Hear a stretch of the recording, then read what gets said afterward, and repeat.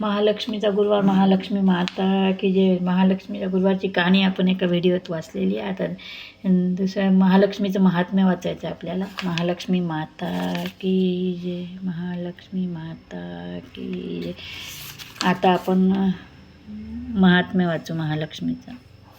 श्री महालक्ष्मी महात्म्य. नमस्तेस्तु महामाये श्री पुढे सूर पूजिते शंखचक्र गदास्ते महालक्ष्मी नमस्ते. श्री महालक्ष्मी देवी नमे नमा.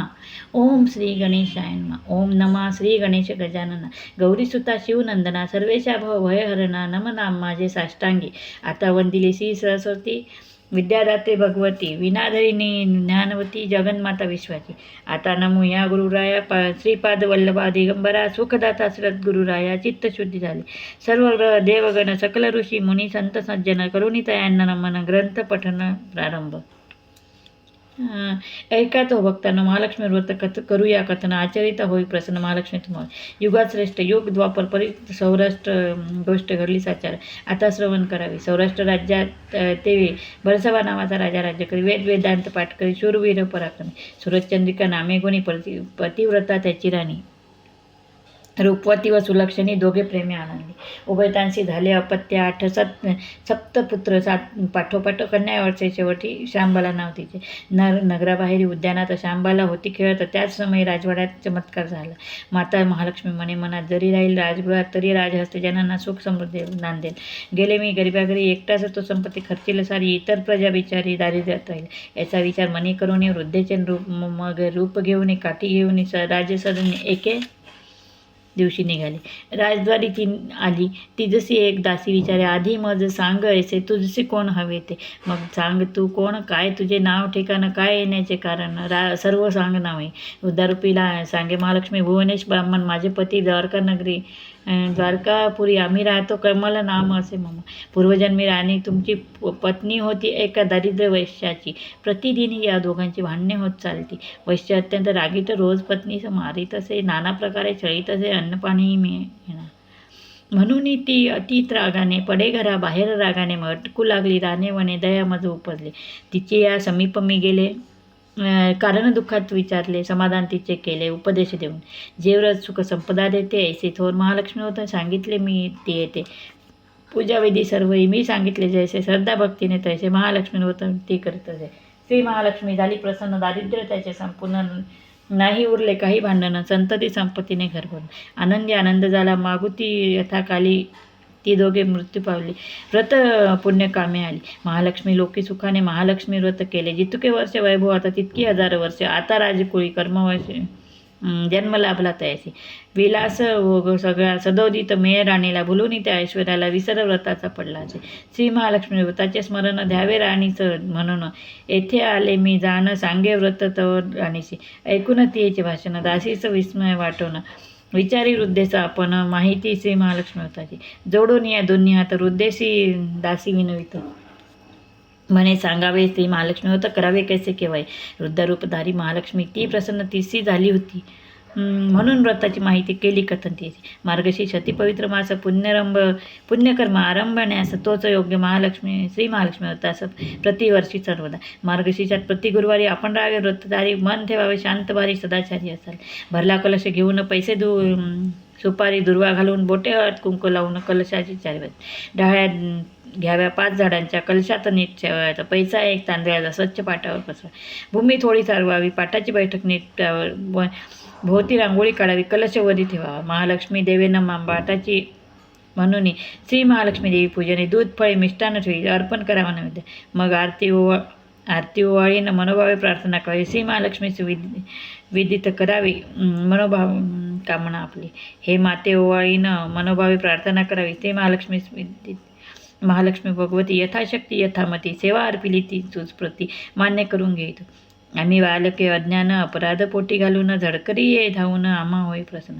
कृपा करी आम्हावरी दुःख दारिद्र्य निवारी. सुख राहो घरीदारी कल्याण स्वामीचे. विपुल राहो धनसपती कधी न येवो आपत्ती. आयुष्यमान हो संतती उजळो भाग्य आमचे. महामाया जगज्जननी शंखचक्र पाणी कमलासने शक्ती भवानी श्री महालक्ष्मी देवे नमस्ते. ऐशी प्रार्थना करून करावे साष्टांग वंदना. मनोकामना होतील पूर्ण ऐसे व्रत केल्याने. दिवसभर उपवास करी दूध फलाहारी घ्यावा, मनी सतत जप करावा श्री महालक्ष्मीच्या नामाचा. सायंकाळी पूजा वेगळा अर्पण करावा. महानैवेद्य आपण आणि कुटुंबीय जेवावे आनंदे. कलश जल जे दुसरी दिनी विसरू जावे वापी तटीनी. 5 डाळ्या घरी 5 ठिकाणी एक एक ठेवावा. घरी परतून येऊन ज्या ठिकाणी केले पूजन हळद कुंकू तेथे वाहून नमस्कार करावा. ऐकून दासीचा आनंद झाला, म्हणून म्हणे तुझ मी बहु त्रास दिला, तरी क्षमा करावी मजला, रुष्ट न होता मजवरी.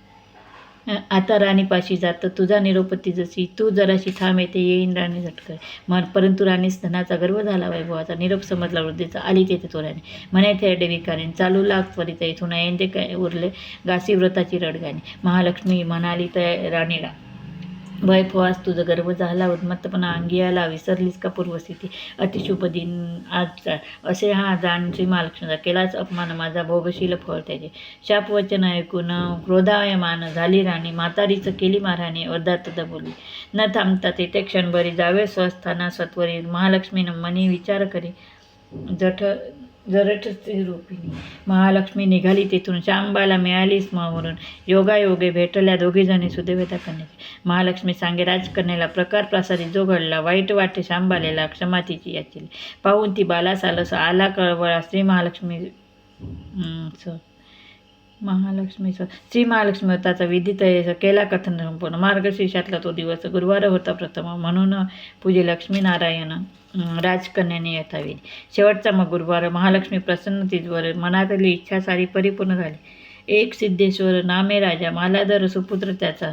राजकन्येशी व तो वरसाचा विवाह झाला तयांचा.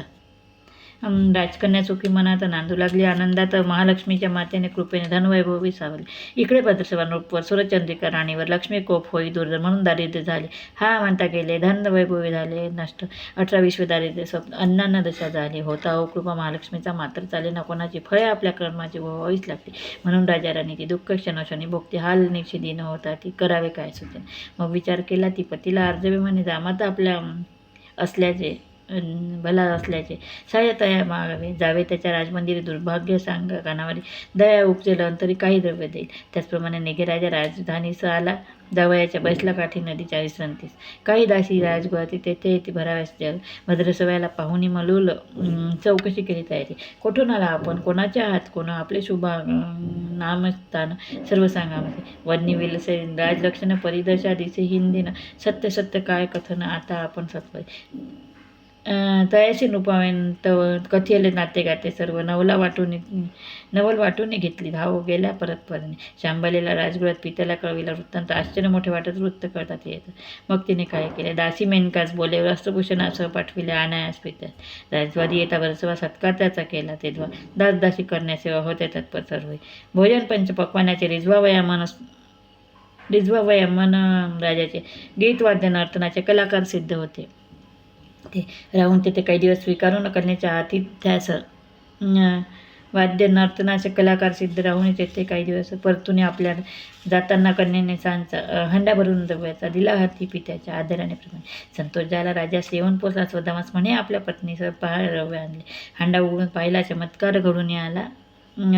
द्रव्य सर्व नष्ट होऊन त्याचे झाले कौशल. गर्व होऊन सुद्धा चंद्रिकेला महालक्ष्मीचा अवमान केला, म्हणून कल्याण तिजला लागत असे भोगाया. महालक्ष्मी भक्त शांबाला नव्हता गर्वमुळे तिला तिची या सदनी धन सुखाला कमी नव्हते काही. झाली सुरचंद्रिका भिकारी, एकदा गेली मुलीच्या घरी. कन्या कुशल विचारी तधी आपुल्या मातेचे करून नमन. तिचा उद्धार सत्कार करून होता गुरुवार अंतिम मार्गशीर्ष मासा. शांबाला श्री महालक्ष्मी व्रतस्थ करी भक्तीने महालक्ष्मी व्रत मोठा आग्रह करीत मातेकडून करीत. तेथे राहून दिवस काही सुरचंद्रिका निघाली स्वगृही. महालक्ष्मी केले तिने व्रत केले, फिरून वैभव लाभले. पुढती काळ गेल्यावर शांबाला आली माहेरी. तेथे मात्र तिला अनुभव आला वेगळा. द्रव्य न देता पित्यास कोळसे दिले, रिक्त हस्ते धाडले सापणास, म्हणून कोबली माता. शांबालेच काही म्हणून माहेरी कोणी न विचारे. कन्याच्या भेटीला माता नाही आली. शांबालेच तरी मातेचा राग नाही आला. सत्वरती गृहे आली, परत पावली निघाली. निघता केली एक गोष्ट, तिथले घेतले थोडे मीठ. मग धरून त्यांनी इथं निघे आपल्या राजा येऊन पोचले राजमंदिरी. पती विचारी पत्नीला, गेली होतीस तुझ्या माहेरी, काय आणले तिथून? तिने त्यावर उत्तर दिले, मी आणील राजाचे सार. ऐकता नवल वाटे फार शांबल्याच्या पतीत. पतीला तो म्हणत असे, काय आहे ते मज दावी कसे. ऐकून शांबला म्हणे, धीर थोडा जरा. मग आचार्याला सांगून स्वयंपाक करवी आणि राजा भोजनी बसला. घास घेता तो चकित. काय केले शांबालेने, थोडे मीठ वाढीले तिने. पदार्थ पात्रातले त्याने रुचकर झाले सारे लागतात. ती हळू गोड हसली. हेच राजाचे सार म्हणाली. जरी जीवनी श्रद्धा असली तरीच रुची सर्वत्र. विचार करिता पतीचा गोष्ट पटली. अनुभव उभयता पूजिता महालक्ष्मी नांदती. ऐसे श्री महालक्ष्मी हे शीघ्र फलदायी. श्रद्धेने आचरता जीवनात आनंद सुखसमृद्धी प्राप्त होईल. धनधान्याची वृद्धी होईल. मनोकामना ऐसी ख्याती. स्त्री पुरुष भाविक करिता महालक्ष्मी दयान वैभव सत्य सत्यवाणी. प्रत्यक्ष श्री महालक्ष्मीने ऐसे निज सुखे सांगितले. पद्यपुराण वर्णिले निस्तरावे सर्वे. लाभावयाशी धनधान्य मिळावे सौख्य अनन्य इच्छित प्राप्त. श्री महालक्ष्मीचे व्रत करावे. करुणी भावे श्री महालक्ष्मी पूजन करावे. महात्म्य पठण तरी करावे. याचे श्रवण म्हणजे फळ लाभत असे. श्री महालक्ष्मी व्रत केल्यावर एके पुढे गुरुवार प्रत्येक दिवसातून निदान एकदा महात्म्य वाचावे. महालक्ष्मी प्रसन्न होईल. विपुल धनधान्य होईल. श्री महालक्ष्मीच्या कृपेने लावेल. ऐश्वर्या भूमी गृहमान वैभव झाल्यावर प्राप्त होऊ नये काही उन्मत्त. जमुमे स्वकीय आप्त त्यांचे विही करावे. ठरवून त्याप्रमाणे व्रत करावे. नम्र ठेवून चित्त धनलाभ होईल खचित. श्री महालक्ष्मी वचन ऐसे महिमान श्री महालक्ष्मी व्रताची याने होत असे. करोनी नमन जपाचे नाम श्री महालक्ष्मीचे. ओम